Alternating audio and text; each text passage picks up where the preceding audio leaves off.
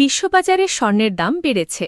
দিনের শুরুতে ৩০ মার্চের পর সর্বনিম্ন পর্যায়ে নেমে গেলেও পরে প্রায় ১% বেড়েছে।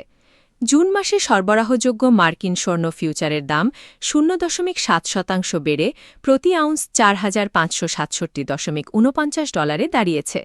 জুন মাসে সরবরাহযোগ্য মার্কিন স্বর্ণ ফিউচারের দাম ০.২% বেড়ে $৪,৫৭২.৪০ পৌঁছেছে। সোমবার ১৮ মে বার্তা সংস্থা রয়টার্সের এক প্রতিবেদনে এ তথ্য জানানো হয়েছে। আমেরিকান গোল্ড এক্সচেঞ্জের বাজার বিশ্লেষক জিম উইকফ বলেন, যুক্তরাষ্ট্রের ডলার সূচক দিনের সর্বনিম্ন পর্যায়ে নেমে গেছে। এটি স্বর্ণবাজারের জন্য ইতিবাচক একটি দিক।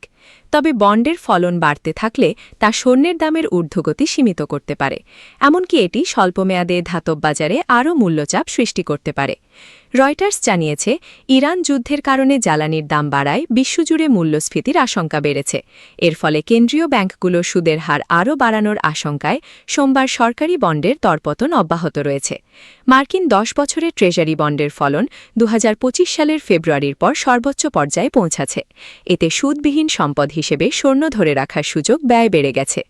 ইরানি গণমাধ্যমে প্রতিবেদনে বলা হয়েছে, দেশটির তেলের ওপর যুক্তরাষ্ট্রের নিষেধাজ্ঞা শিথিল হতে পারে এমন খবরে আন্তর্জাতিক জ্বালানি বাজারে দামের পতন দেখা গেছে।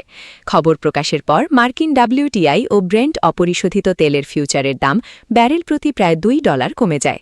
রয়টার্স জানিয়েছে, বাজারে অনিশ্চয়তা বাড়লেও উচ্চ সুদের হারের কারণে স্বর্ণের বাজারে চাপ তৈরি হয়েছে।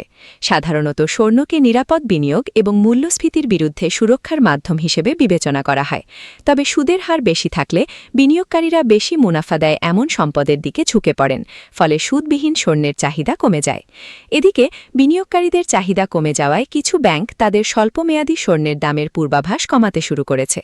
বড় ঋণদাতা প্রতিষ্ঠান জেপি মর্গান ২০২৬ সালের জন্য গড় স্বর্ণমূল্যের পূর্বাভাস প্রতি আউন্স $৫,৭০৮ থেকে কমিয়ে $৫,২৪৩ নামিয়েছে। অন্য মূল্যবান ধাতুর বাজারেও মিশ্র প্রবণতা দেখা গেছে। স্পট রূপার দাম ২% বেড়ে প্রতি আউন্স $৭৭.৫ দাঁড়িয়েছে। প্লাটিনামের দাম ০.১% বেড়ে $১,৯৭৫.০৫ উঠেছে। তবে প্যালাডিয়ামের দাম ০.৬% কমে $১,৪০৪.৭৫ নেমেছে।